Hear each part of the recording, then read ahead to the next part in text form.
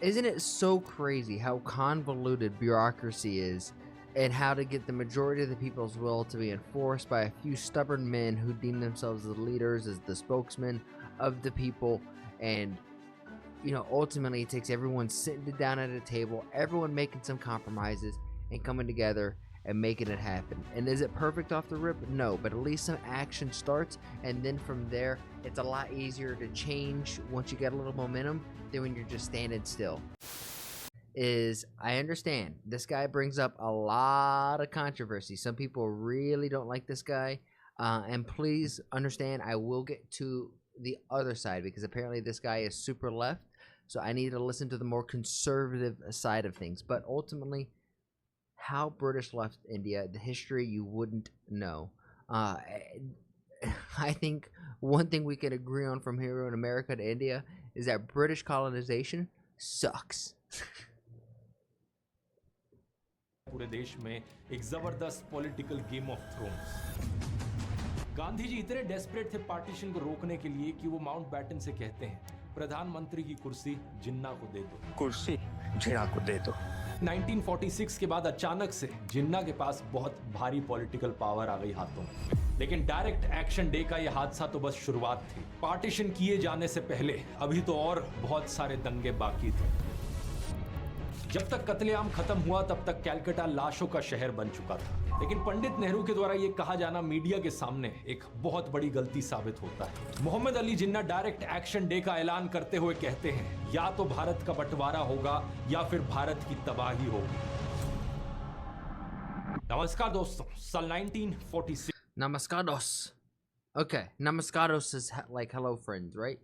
पूरे देश में बड़े हलचल का माहौल था। ये बात साफ हो चुकी थी कि अंग्रेज भारत छोड़कर जाने वाले हैं। सवाल इस बात का नहीं था कि भारत को आजादी मिलेगी या नहीं, अब सवाल इस बात का था कि भारत को आजादी कब और कैसे मिलेगी।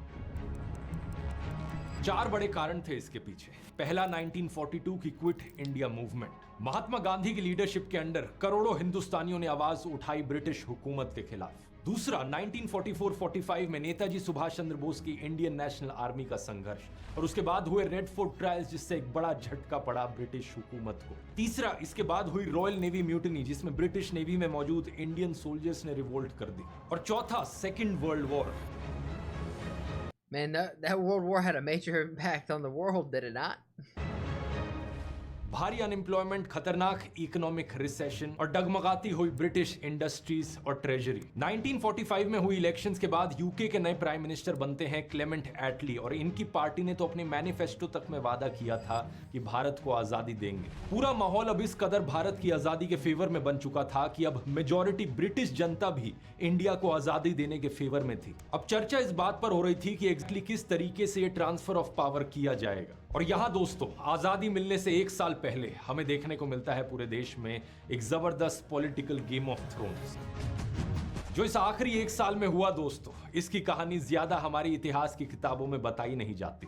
हजारों ओरिजिनल सोर्सेज और डॉक्यूमेंट्स के आधार पर, माउंटबैटन के द्वारा लिखी गई चिट्ठियों के आधार पर, फेमस राइटर्स डोमिनिक लैपियर और लैरी कॉलिंस ने अपनी किताब लिखी थी फ्रीडम एट मिडनाइट। इस किताब में इस आखिरी 1 साल की घटनाओं को बड़ी डिटेल में कैप्चर किया गया। और अब सोनी लिव ने इसकी एक बेहद बेहतरीन अडैप्शन करी है वेब सीरीज में, डायरेक्टेड बाय निखिल अडवाणी। इस वेब सीरीज का नाम भी है फ्रीडम एट मिडनाइट। सीधी रीढ़ वाले हिंदुस्तान और झुके हुए हिंदुस्तान, इन दोनों में से किसी एक को चुनना है। So this is the Indian Game of Thrones? फैसला इतना मुश्किल नहीं होना चाहिए। This is the Indian Game of Thrones. हाल ही में ही रिलीज हुई है। मैंने Sick. पूरी सीरीज देखी, मुझे बहुत ही बढ़िया लगी, इसलिए मैंने सोचा इस वीडियो में मैं भी आपको सुनाना चाहूंगा इस आखिरी 1 साल की दास्तान। आइए जानते हैं जनवरी 1946 से लेकर अगस्त 1947 की कहानी।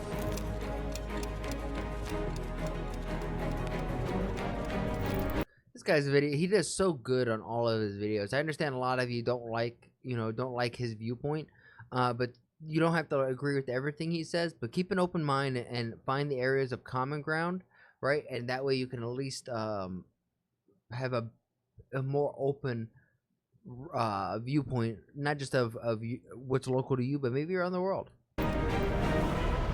जनवरी 1946 में दोस्तों इंडियन सब कॉन्टिनेंट का नक्शा कुछ ऐसा दिखता था। येलो कलर में है सारे ब्रिटिश इंडिया के प्रोविंसेस और पिंक कलर में है प्रिंसली स्टेट्स। प्रोविंसेस को बेसिकली स्टेट्स की तरह समझ लो। ब्रिटिश हुकूमत के अंदर जो स्टेट्स होती थी, टोटल में 17 प्रोविंसेस थे। इनमें से 11 में ऑलरेडी इलेक्शंस होती थी। सही सुना आपने, इलेक्शंस होती थी, क्योंकि ब्रिटिश सरकार ने साल 1935 में अपना गवर्नमेंट ऑफ इंडिया एक्ट 1935 पास किया था। इसके तहत इन प्रोविंसेस को काफी हद तक ऑटोनॉमी दी गई थी और इलेक्टेड लेजिस्लेटर्स और इंडियन मिनिस्टर्स का कॉन्सेप्ट भारत में इंट्रोड्यूस किया गया था। वो अलग बात है कि कई सारे इंपॉर्टेंट सब्जेक्ट्स में पावर ब्रिटिश ने अपने पास ही रखी थी, जैसे कि ब्रिटिश गवर्नर जनरल के पास पावर थी डिफेंस, फॉरेन रिलेशंस और वीटो राइट्स की। लेकिन फिर भी 1935 के बाद इंडियंस को इतनी आजादी दे दी गई थी कि हम खुद के पॉलिटिशियंस इलेक्ट कर सकते और उन पॉलिटिशियंस के पास कुछ हद तक पावर होती। इसलिए साल 1937 में पहली बार प्रोविंशियल इलेक्शंस होती हैं। इन इलेक्शंस में उस वक्त की अलग अलग पॉलिटिकल पार्टीज ने पार्टिसिपेट किया, जैसे कि कांग्रेस पार्टी, मुस्लिम लीग या सिकंदर हयात खान की यूनियन Very interesting. पार्टी हो, और बहुत से इंडिपेंडेंट कैंडिडेट्स भी लड़े। इन इलेक्शंस में करीब 3 करोड़ हिंदुस्तानियों ने वोट दिया। हालांकि हर किसी को वोट देने का अधिकार नहीं था। कुछ रिस्ट्रिक्शंस रखी गई थी, जैसे कि आपके पास कुछ प्रॉपर्टी होनी जरूरी है या जमीन होनी जरूरी है। नतीजा ये था कि 11 में से 7 प्रोविंसेस में कांग्रेस पार्टी जीतती है। Bombay, Madras, central provinces, United provinces, north west frontier province, Bihar. Nice. But it's kind of crazy that they had like it's still not open like open elections, kind of like we have here, where you could be a man, a woman, doesn't really matter, so long that you're over the age of 18. But shit, at this point in time, it kind of got a little too easy to vote, where you could just fucking show up and vote. और उड़ीसा, बाकी provinces में coalition government बनती है। पंजाब में unionist party power में आती है, आसाम में आसाम वैली पार्टी, बंगाल में कृषक प्रजा पार्टी जिसे मुस्लिम लीग का समर्थन मिलता है, और सिंध में क्योंकि कोई सिंगल विनर नहीं था तो कई सारे लीडर्स का एक कोलेशन बनता है। मोहम्मद अली जिन्ना की पार्टी मुस्लिम लीग को बड़ी हार का सामना करना पड़ा था। कई सारी सीटें एक्चुअली में रिजर्व थी मुसलमान लोगों के लिए। उन रिजर्व सीटों में से भी सिर्फ 22% ही मुस्लिम लीग जीती थी। लेकिन इंटरेस्टिंग चीज होती है इससे अगली इलेक्शंस में 9 साल बाद साल 19। How do you guys feel about that party? Please let me know in the comments down below. Be respectful, please. I'm asking because I'm ignorant and I am wanting to know all viewpoints, right? 46 में अगली provincial elections 1946 में ही होती है, क्योंकि बीच में world war 2 आ गई थी और कांग्रेस ने प्रोटेस्ट भी करना शुरू कर दिया था क्विट इंडिया मूवमेंट के दौरान। इस समय तक कम्युनल डिवाइड हिंदूज और मुस्लिम्स के बीच में बहुत बढ़ चुका था।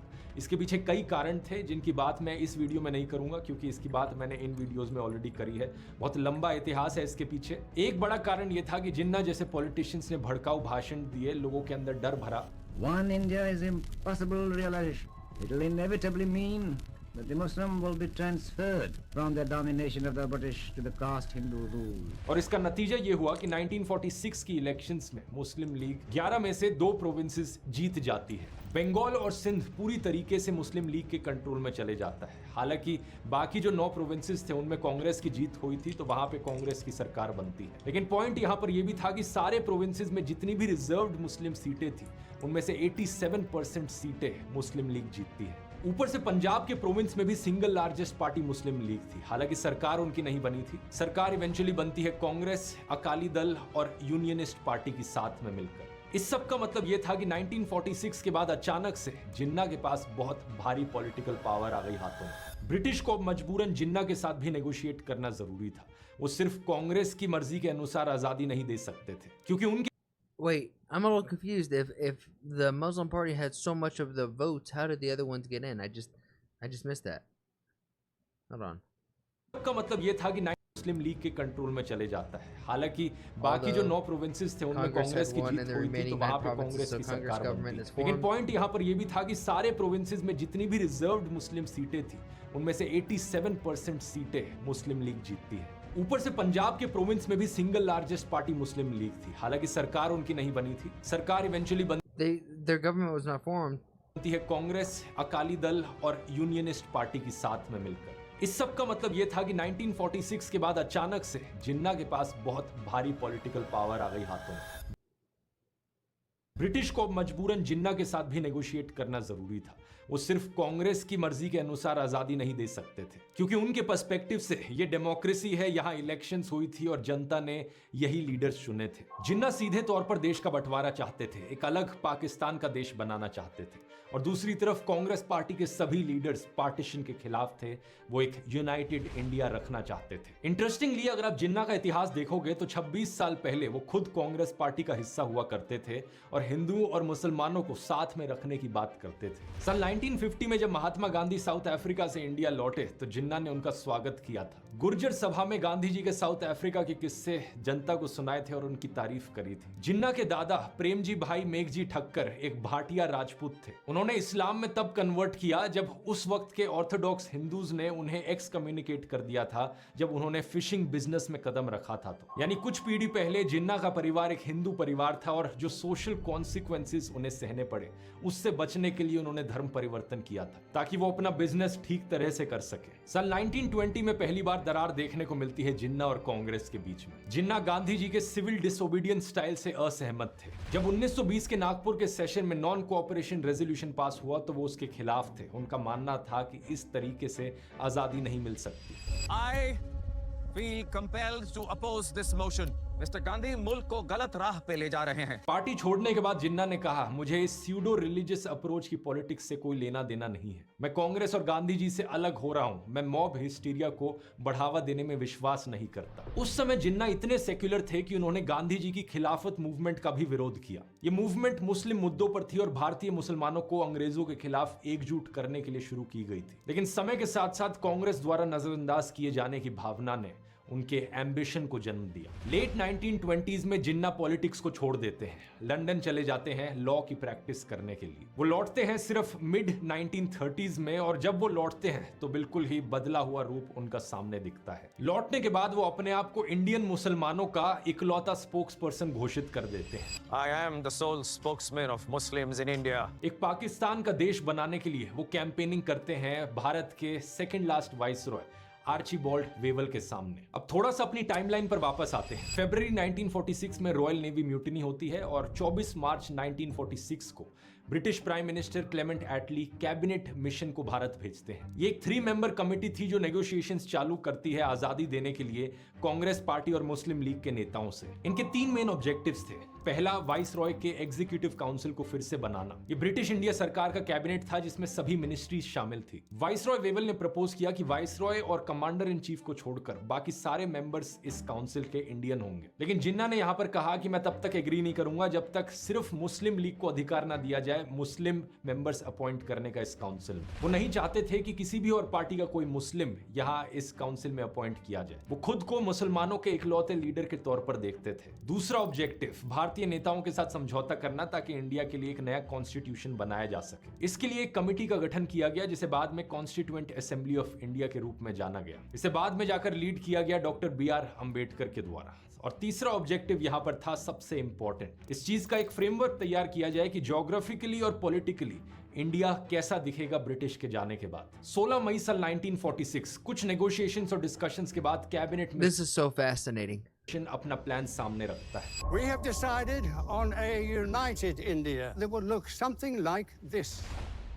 ये प्रपोज करते हैं कि इंडिया को 3 ग्रुप्स ऑफ प्रोविंसेस में डिवाइड कर दिया जाए। पहला सेक्शन ए जो हिंदू मेजॉरिटी एरियाज हैं, दूसरा सेक्शन बी जो नॉर्थ वेस्ट में मुस्लिम मेजॉरिटी एरियाज हैं और तीसरा सेक्शन सी ईस्ट में मौजूद मुस्लिम मेजॉरिटी एरियाज। बाकी जमीन जो प्रिंसली स्टेट्स के अंडर बची उनको लेकर ज्यादा कुछ कहा नहीं गया इस प्रपोजल में। इस प्रपोजल के अनुसार इंडिया कहने के लिए यूनाइटेड ही रहेगा, एक ही सेंट्रल गवर्नमेंट होगी, लेकिन उस सेंट्रल गवर्नमेंट के पास ज्यादा पावर्स नहीं होंगी। सिर्फ डिफेंस, एक्सटर्नल अफेयर्स और कम्युनिकेशंस की पावर उसे दी जाएगी और बाकी सारी जो पावर्स हैं वो इन ग्रुप्स ऑफ प्रोविंसेस में बांट दी जाएगी। क्योंकि इस प्लान के अनुसार काफी हद तक ऑटोनॉमी मिल रही थी मुस्लिम डोमिनेटेड एरियाज को, इसलिए जिन्ना इस प्लान को स्वीकार कर लेते हैं। जिन्ना ने प्लान मान लिया। अगर जिन्ना मान गया है तो हमें भी मान जाना चाहिए। बिल्कुल नहीं, धर्म के नाम पर लकीरें खींचने को हम कब से Ah, yes, back to the Game of Thrones. तैयार हो गए, और फर्क क्या रह गया हम में और जिन्ना में? लेकिन कांग्रेस शुरू में इस प्लान को स्वीकार नहीं करती क्योंकि कांग्रेस के लीडर्स यूनाइटेड इंडिया को लेकर अड़े हुए थे। वो ऐसी टूटी फूटी सरकार नहीं चाहते थे जिसमें जिन्ना के साथ काम करना पड़े। पंडित नेहरू दूसरे ऑब्जेक्टिव पर रेडी हो जाते हैं कि It always goes back to power and control, does it not?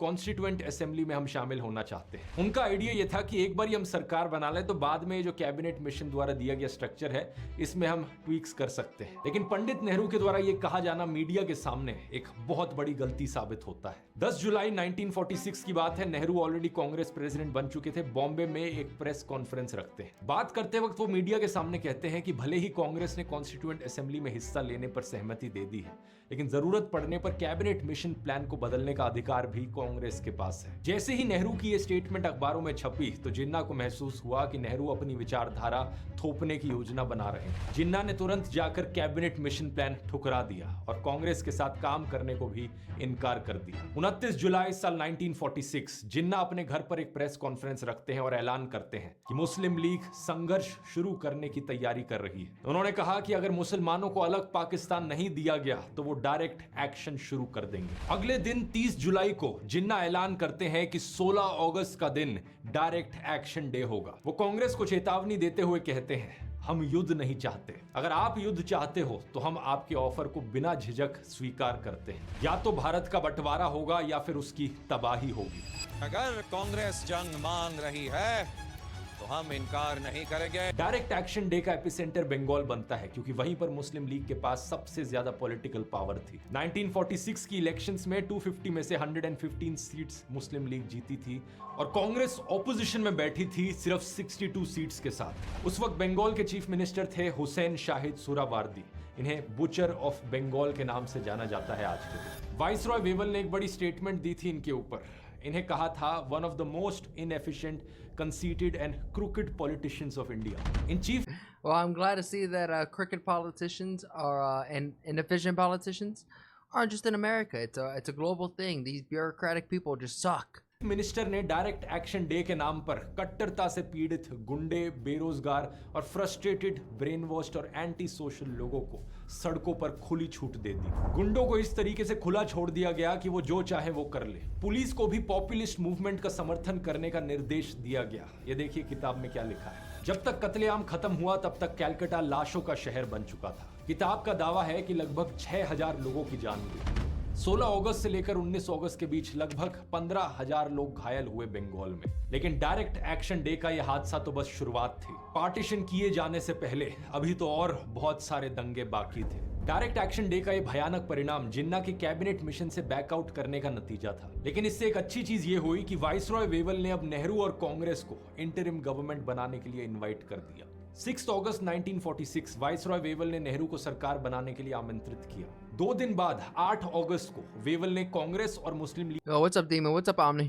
के बीच दरारों को भरने की कोशिश की और जिन्ना को कांग्रेस के साथ सहयोग करने की सलाह दी। टाइमलाइन को थोड़ा समझो। यहाँ पर यह सब तब हो रहा था जब डायरेक्ट एक्शन डे की तारीख की घोषणा हो चुकी थी, लेकिन हिंसा भी शुरू नहीं हुई थी। हिंसा 16 अगस्त से होनी शुरू होती है और उससे ठीक एक दिन पहले 15 अगस्त 1946 को जिन्ना और नेहरू की मुलाकात होती है। नेहरू और जिन्ना दोनों सहमति जताते हैं कि कम्युनल प्रॉब्लम्स को केवल म्यूचुअल डिस्कशंस के जरिए सुलझाया जा सकता है। नेहरू कहते हैं कि विवादित मुद्दों को फेडरल कोर्ट के पास भेजा जाएगा और अगर प्रोविंसेस खुद मांग करें तो कांग्रेस ग्रुपिंग का प्रिंसिपल स्वीकार कर सकती है। जिन्ना को मनाने के लिए नेहरू कई सारी कंसेशंस देते हैं। वो ये भी कहते हैं कि कांग्रेस की जब नई सरकार बनेगी तो हम मुस्लिम लीग को 5 सीटें, 5 मिनिस्ट्रीज दे देंगे। लेकिन फिर जिन्ना ये शर्त रखते हैं कि सिर्फ मुस्लिम लीग को ही मुसलमानों के लिए नॉमिनीज देने का अधिकार हो। ये That's rough. I don't know if that's such a good idea. एक ऐसी चीज थी जो Congress That just leads to people sniffing their own farts and not having any good ventilation if only one group can nominate the next person going forward. भी मानने को तैयार नहीं थी। कांग्रेस एक सेक्युलर पार्टी थी। हिंदूज और मुस्लिम्स दोनों उसकी लीडरशिप में मौजूद थे। जिन्ना की ये डिमांड स्वीकार करने का मतलब होता कि कांग्रेस एडमिट कर ले कि सारे मुसलमानों का अधिकार सिर्फ जिन्ना के पास ही है और कोई पार्टी मुसलमानों से रिलेटेड कुछ कर ही नहीं सकती। And absolute power corrupts absolutely, no? इसलिए बातचीत किसी नतीजे पर नहीं पहुंचती। अगला दिन डायरेक्ट एक्शन डे होता है और उसके बाद कई दिनों तक बंगाल में भरपूर वायलेंस देखने को मिलता है। इन घटनाओं के करीब एक हफ्ते बाद 25 अगस्त 1946 को वाइसरॉय हाउस से एक घोषणा आती है। ये कहते हैं कि एक इंटरिम गवर्नमेंट की फॉर्मेशन की जाए। Thank you for accepting my invitation, but there is a condition. His Majesty the King has accepted the resignations of the present members of the Governor General's Executive Council. His Majesty has been pleased to appoint the following: Pandit Jawaharlal Nehru, Sardar Vallabhbhai Patel, doctor Rajendra Prasad, mister M Asif Ali, mister C Gopalacharya, mister Sharad Chandra Bose, doctor John Mathai, Sardar Baldev Singh, इन सभी लोगों को British सरकार के द्वारा interim government के तौर पर appoint कर दिया जाता है। 2 सितंबर से इंटरिम सरकार ऑफिस टेकअप करेगी, लेकिन इसके अलावा एक और चीज कही जाती है, 2 और मुस्लिम सदस्य हैं जिनकी नियुक्ति बाद में की जाएगी। इंटरिम गवर्नमेंट का मतलब होता है एक ट्रांजिशनल गवर्नमेंट। जब तक ब्रिटिश पूरी तरीके से इंडिया को नहीं छोड़कर चले जाते, तब तक ये वाली सरकार ट्रांजिशन में देखरेख का काम करेगी। इस इंटरिम सरकार के द्वारा एक कॉन्स्टिट्यूएंट असेंबली बनाई जाती है, वो भी बड़ा इंटरेस्टिंग है। इसमें ड्राफ्टिंग कमेटी को लीड किया जाता है डॉक्टर BR अम्बेडकर के द्वारा। दिलचस्प बात यह है कि कई सारे लोग अक्सर भूल जाते हैं कि हमारी पूर्ण स्वराज की मांग के बावजूद 1947 में जो हमें आजादी मिली, वो वास्तव में डोमिनियन स्टेटस था। हमें पूरी तरीके से आजादी एक इंडिपेंडेंट रिपब्लिक बनने की सिर्फ 1950 में ही मिली, जब हमारा संविधान लागू हुआ। अब कांग्रेस की विचारधारा पर अपॉइंट हुई ये इंटरिम सरकार को देखकर जिन्ना बेचैन हो जाते हैं। नेहरू का ऑफर ठुकराना महंगा साबित हुआ है कायद। मुस्लिम मेंबर नॉमिनेट करने का हक ही नहीं है। लीग का वजूद खतरे में आ गया है कायद। हम भी खेलेंगे, हम इंटरिम गवर्नमेंट ज्वाइन करेंगे। I'm not gonna lie, this Game of Thrones in India looks kind of lit. 15 अक्टूबर साल 1946 को वो फाइनली मान जाते हैं कि मुस्लिम लीग बिना किसी कंडीशंस के इस इंटरिम सरकार का हिस्सा बन जाएगी। लेकिन यहाँ भी एक ट्विस्ट था, जिन्ना खुद इसमें शामिल नहीं होते। अपनी जगह वो लियाकत अली खान को नॉमिनेट करते हैं। ये वही लियाकत अली खान है जो बाद में जाकर 1947 से लेकर 1951 तक पाकिस्तान के पहले प्रधानमंत्री बनते हैं। शुरुआत में मुस्लिम लीग को सिर्फ फाइनेंस मिनिस्ट्री दी गई, लेकिन नेहरू ने जिन्ना से वादा किया था कि वो 5 मिनिस्ट्रीज कम से कम मुस्लिम लीग को देंगे, तो बाद में जाकर उन्हें commerce, railway and communications, post and air, health और पार्लियामेंट्री अफेयर्स, लॉ मिनिस्ट्री भी उन्हें दे दी गई। इस पॉइंट ऑफ टाइम पर शायद आपको देखकर लगे सब सही चल रहा है, एक बैलेंस्ड इंटरिम सरकार बन गई है, तो एक यूनाइटेड इंडिया रह सकता है, पार्टीशन कराने की जरूरत नहीं पड़ेगी। लेकिन कुछ ही महीनों बाद चीजें धीरे धीरे बिगड़ने लगी। कांग्रेस और मुस्लिम लीग के लिए एक साथ काम करना लगातार मुश्किल होता गया। बिना लीग की इजाजत के ये कानून पास नहीं हो सकता है।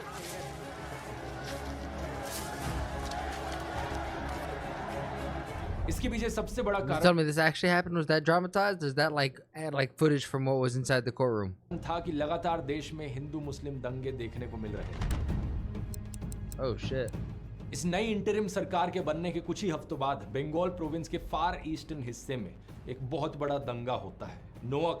नोआखली एक ऐसा इलाका था जहां ज्यादातर मुस्लिम्स रहते थे और ये ज्यादातर लोग आर्थिक रूप से बड़े पिछड़े हुए थे। ये अपनी खेती और बुनियादी जरूरतों के लिए हिंदू मनी लेंडर्स पर निर्भर रहते थे। लेकिन 1930 में आई ग्रेट डिप्रेशन के समय इन रिश्तों में खटास आने लगी। We know about the Great Depression too. 2 महीने पहले हुए कैलकाटा दंगों के बाद इस इलाके में भी नफरत अपनी चरम सीमा पर पहुंच चुकी थी। 10 अक्टूबर साल 1946 नोआखली में करीब 200 स्क्वायर मील के इलाकों में हथियार लिए भीड़ लूटपाट करने लगती है, आग लगाई जाती है और हत्याएं देखने को मिलती हैं। इस दौरान फोर्स्ड कन्वर्जन्स भी देखने को मिलते हैं, जिन्हें चीफ मिनिस्टर सुहरावर्दी ने भी स्वीकार किया। लेकिन उन्होंने ना ही कोई कदम उठाया इसे रोकने के लिए और ना ही प्रभावित इलाकों में कोई दौरा किया। दंगों के बाद भारी रेफ्यूजीज की भीड़ कैलकाटा की तरफ आई। रोज के करीब 1200 से Man, sometimes the action of inaction speaks volumes, does it not? ज्यादा लोग कैलकाटा पहुंचते। सबसे ज्यादा सहानुभूति इन दंगों के बाद अगर किसी लीडर में थी तो वो महात्मा गांधी में थी। गांधी जी इन घटनाओं से बेहद दुखी थे और खुद जाकर देखना चाहते थे कि एक ही मिट्टी के लोग एक दूसरे के खिलाफ इस कदर कैसे खड़े हो गए। 6 नवंबर साल 1946 को गांधी नोआखली जाते हैं और उस दिन से लेकर फरवरी 1947 तक वहीं रहते हैं। नंगे पैर चलते हुए वो नोआखली के सारे 47 गांवों का दौरा करते हैं और लगभग 180 किलोमीटर की यात्रा करते हैं। Man, they don't make people like that anymore, do they? Jesus. उनकी जो कोशिश थी हिंदू मुस्लिम दंगों को रोकने की, वो इस लेवल की थी कि आज तक किसी लीडर ने उसके बाद से मुझे नहीं लगता कि इस लेवल का काम किया होगा कम्युनल यूनिटी बढ़ाने के लिए। गांधी जी एक एक गांव में जाते पैदल चलकर और हर गांव में तलाश करते कि एक हिंदू और एक मुस्लिम नेता मिले। फिर वो उनसे बातचीत करते, उन्हें मनाते कि वो एक ही घर में रहें, एक ही छत के नीचे साथ रहें और पूरी गांव की शांति के गारंटर बन जाए। हर एक गांव में Come on, how gangster is that? Hey, I'm gonna find the leader of this side, the leader of this side, force them in the same house. You gotta make breakfast. You gotta take out the trash. You gotta live in harmony. And then guess what? When you guys can live in harmony, when the top can live in harmony, you guys can set the example. This village can live in harmony.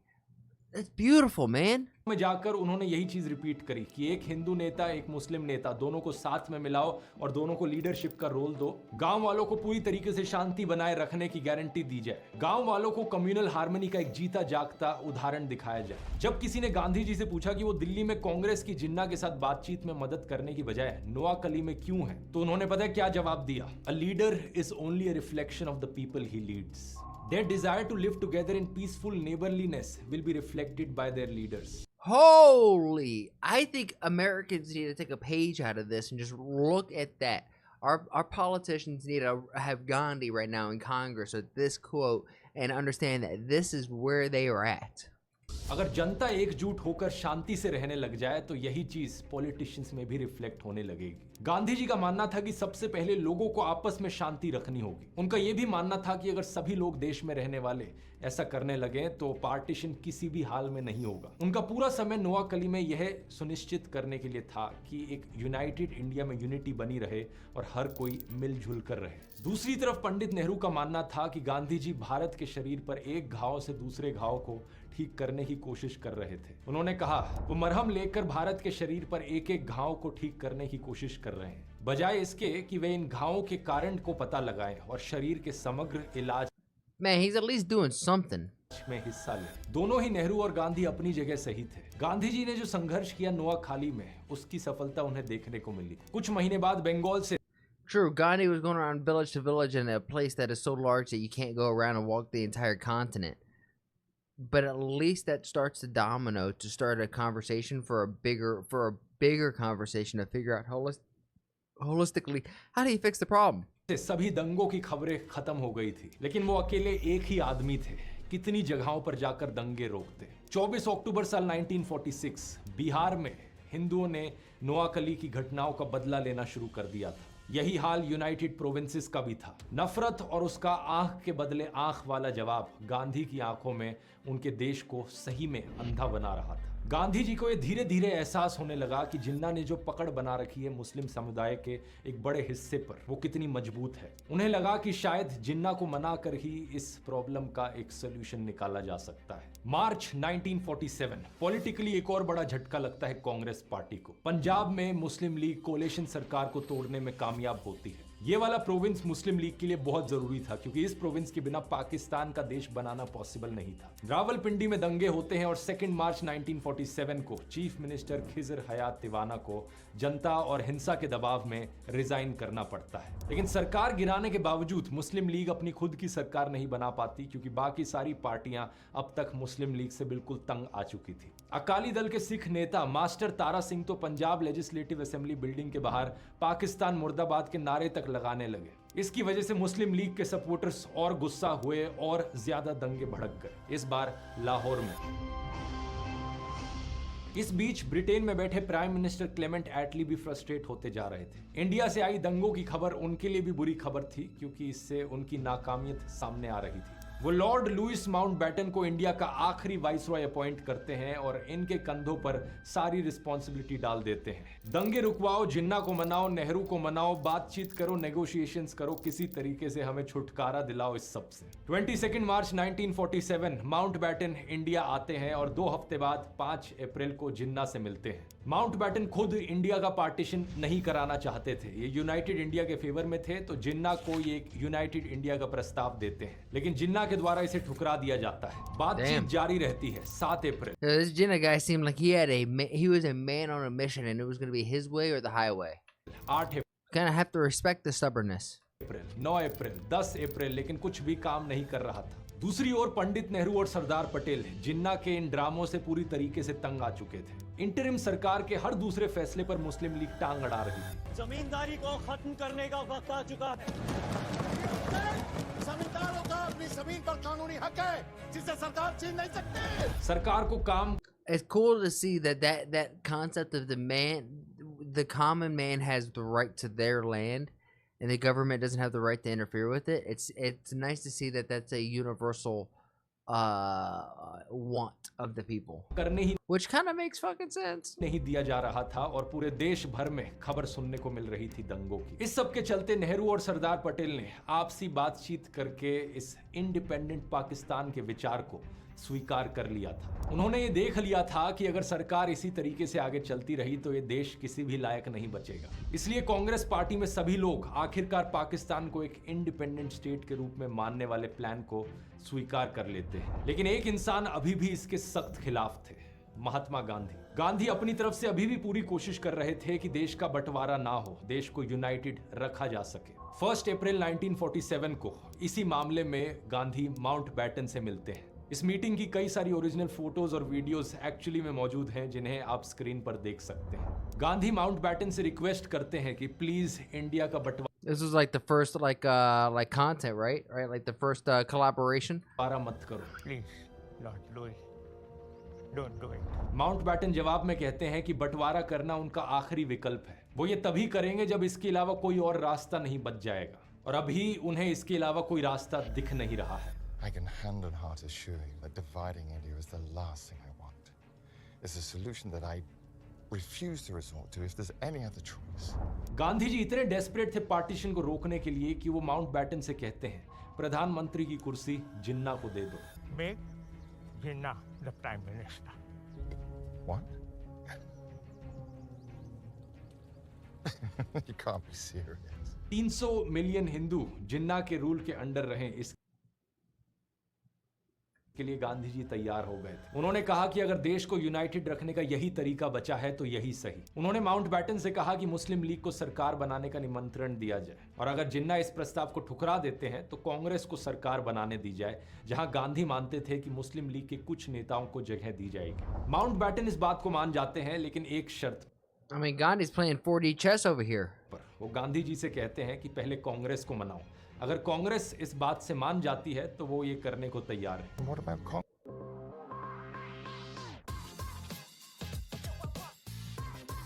Congress? They'll hang you out to dry. Leave that to me. Jawahar and Sardar are like my sons. At my word, they will do or die.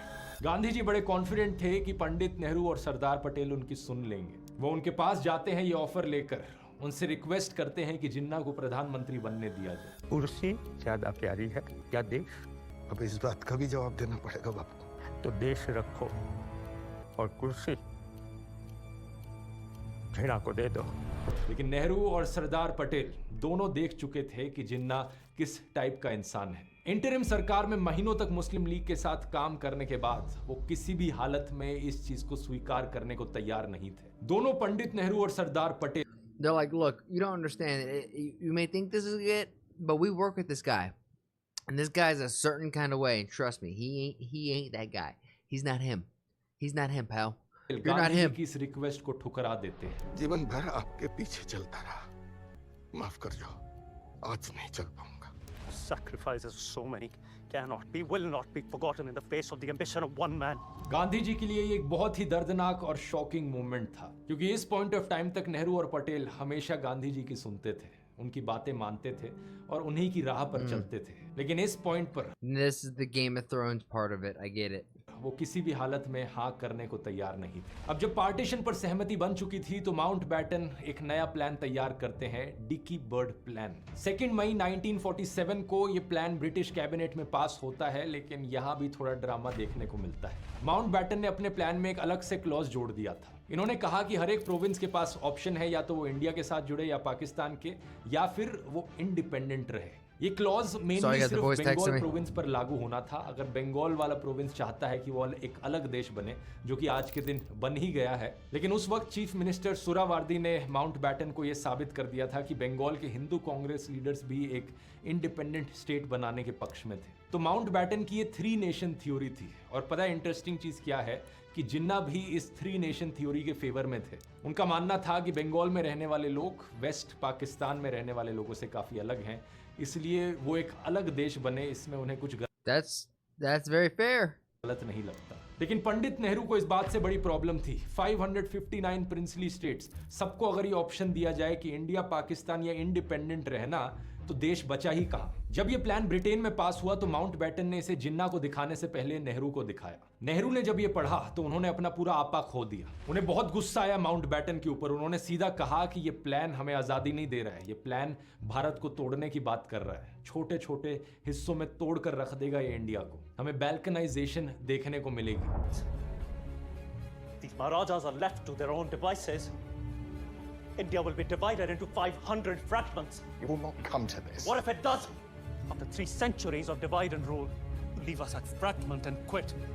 Mountbatten को लगा नहीं था कि नेहरू इतने नाराज होंगे इस plan को देखकर, तो वो तुरंत political reforms commissioner VP Menon के पास जाते हैं और उन्हें कहते हैं कि एक नया पार्टीशन प्लान तैयार करो। मेनन ने माउंटबेटन के निर्देशों के अनुसार इस काम को लंच और डिनर के बीच सिर्फ कुछ 6 घंटे में पूरा कर लिया। वीपी मेनन ने यह सलाह दी कि पावर को 2 इंडिपेंडेंट ब्रिटिश डोमिनियंस इंडिया और पाकिस्तान में ट्रांसफर कर दिया जाए और प्रोविंसेस का बंटवारा उनके इलेक्टेड रिप्रेजेंटेटिव्स के आधार पर किया जाए। इकलौती एक्सेप्शन इसमें होगी बंगाल और पंजाब, जिनको 2 हिस्सों में बांटा जाएगा। जिन्ना ने शुरू में इस प्लान को रिजेक्ट कर दिया था। उन्होंने कहा कि नॉर्थ वेस्ट फ्रंटियर प्रोविंस और बलूचिस्तान में रेफरेंडम होना चाहिए। वीपी मेनन ने जिन्ना की रेफरेंडम वाली मांग मान ली और कांग्रेस को यह आश्वासन दिया कि प्रिंसली स्टेट्स की इंडिपेंडेंट रहने की संभावना कम से कम कर दी जाए। माउंटबेटन ने भी प्रिंसली स्टेट्स के लिए किसी भी तरह के डोमिनियन स्टेटस को खारिज कर दिया और उन्हें सलाह दी कि वो या तो इंडिया या पाकिस्तान में से किसी एक को चुने, और ये चुनते वक्त भी वो अपनी ज्योग्राफिकल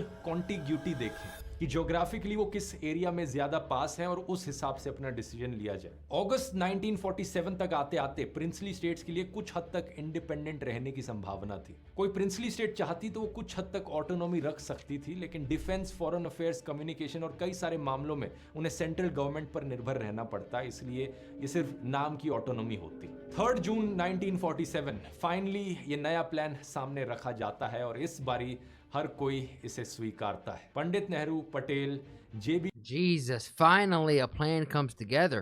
कृपलानी, बलदेव सिंह, जिन्ना, लियाकत अली खान और अब्दुल राम निश्तार, ये सब लोग एक कॉन्फ्रेंस टेबल पर बैठे थे माउंटबेटन के साथ और यहाँ पर इस प्लान को कलेक्टिवली इंडोर्स किया जाता है।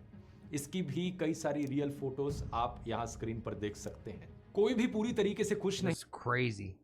था, हर किसी को किसी न किसी तरीके से कॉम्प्रोमाइज करना पड़ा था। लोगों को इस बात की चिंता थी कि ये पार्टीशन आखिर होगा कैसे। क्या सभी मुसलमानों को इंडिया छोड़ना पड़ेगा या उन्हें जबरदस्ती बाहर किया जाएगा? प्रिंसली स्टेट्स अपनी अलग लड़ाई लड़ रहे थे, क्या वो पूरी तरीके से इंडिपेंडेंट होने की कोशिश में सफल होंगे? इन सारे सवालों के जवाब अभी भी अधूरे थे, लेकिन 15 अगस्त साल 1947 मिडनाइट को पंडित नेहरू इंडिया का झंडा लहराते हैं और इंडिया को मिलता है फ्रीडम एट मिडनाइट।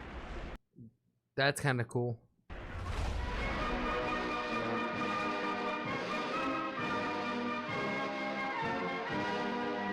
आगे जो पार्टीशन होता है, करीब 1.5 करोड़ लोग माइग्रेट करते हैं, 10 लाख से ज्यादा लोग मारे जाते हैं और रातों रात जबरदस्ती रिलीजियस कन्वर्जन्स देखने को मिलती हैं। 75,000 से ज्यादा महिलाओं की किडनैपिंग्स और रेप्स होते हैं। यहाँ ये भी अपनी अलग कहानी है कि कैसे सारी Why were so many killed in Ard? Whoa! Princely states को यूनाइट करने का काम किया जाता है सरदार पटेल के द्वारा। इस पर एक अलग वीडियो बन सकता है। अगर आपके पास थोड़ा टाइम हो तो जरूर मैं आपको रेकमेंड करना चाहूंगा सोनी लिव पर यह web series freedom at midnight. मैंने जो आपको एक कहानी सुनाई एक शॉर्ट वर्जन था। एक्चुअली में ये सीरीज 7 एपिसोड लंबी है, हर एक एपिसोड 40 मिनट से लेकर 1 घंटे तक का है। तो बहुत सारी ऐसी चीजें हैं जो मैं इस वीडियो में नहीं बता पाया हूँ। बहुत सारे ऐसे इंटरेस्टिंग फैक्ट्स और भी ज्यादा ऐसी अननोन चीजें जिन्हें जानकर आप भी हैरान हो जाएंगे। जैसे कि That looks well put together. I'm not gonna lie, that looks amazing. Sardar Patel और पंडित नेहरू की दोस्ती कैसी दिखती थी, एक दूसरे से वो किन चीजों में सहमत थे और किन चीजों में उनकी असहमति सामने आती थी, एक दूसरे से उनके विचार एक्चुअली में कितने मिलते जुलते थे। इस चीज को बहुत बढ़िया और डिटेल्ड तरीके से डिपिक्ट किया गया है, इसलिए मैं ये सीरीज जरूर रेकमेंड करूंगा। और आजकल वैसे भी कई सारी फिल्में बनती हैं हिस्ट्री पर जिनमें ढेर सारा प्रोपेगेंडा मिला होता है, चीजों को तोड़ मरोड़ के पेश किया जाता है, लेकिन इस सीरीज में ऐसा नहीं है। ये सीरीज पूरी तरीके से किताब पर आधारित है और ये किताब 1975 में लिखी गई थी, बहुत भारी रिसर्च के बाद। किताब को लिखने वाले ऑथर्स ने डायरेक्टली इंटरव्यूज लिए थे माउंटबेटन के। तो अगर इस बुक को पढ़ने का भी मौका मिले जरूर पढ़कर देखना। उम्मीद करता हूँ ये वीडियो इन्फॉर्मेटिव लगा होगा। अगर पसंद आया तो 2 और वीडियोस मैं आपको रेकमेंड करना चाहूँगा जो इससे पिछले इवेंट्स के बारे में है। पहला ये वीडियो क्विट इंडिया मूवमेंट के ऊपर 1942 से लेकर 45 में जो इवेंट्स हुए थे उनकी डिटेल में बात करी है मैंने। दूसरा ये वीडियो नेताजी सुभाष चंद्र बोस के ऊपर जिसमें सारे related events Indian national army और नेताजी बोस की कहानी पर बताए। यहाँ I mean, the how British left India, I would like to know the why as well. So I'm gonna have to watch that other video, like the part 2 of this, to really get the added context to it. But isn't it so crazy how convoluted bureaucracy is, and how to get the majority of the people's will to be enforced by a few stubborn men who deem themselves as the leaders, as the spokesmen of the people, and ultimately it takes everyone sitting down at a table, everyone making some compromises and coming together and making it happen. And is it perfect off the rip? No, but at least some action starts, and then from there it's a lot easier to change once you get a little momentum than when you're just standing still. But if you guys like the way the words are flowing out my mouth, if you're picking up what I'm putting down, then please like the video, share, hang out with your friends, It's time to play some gaming games.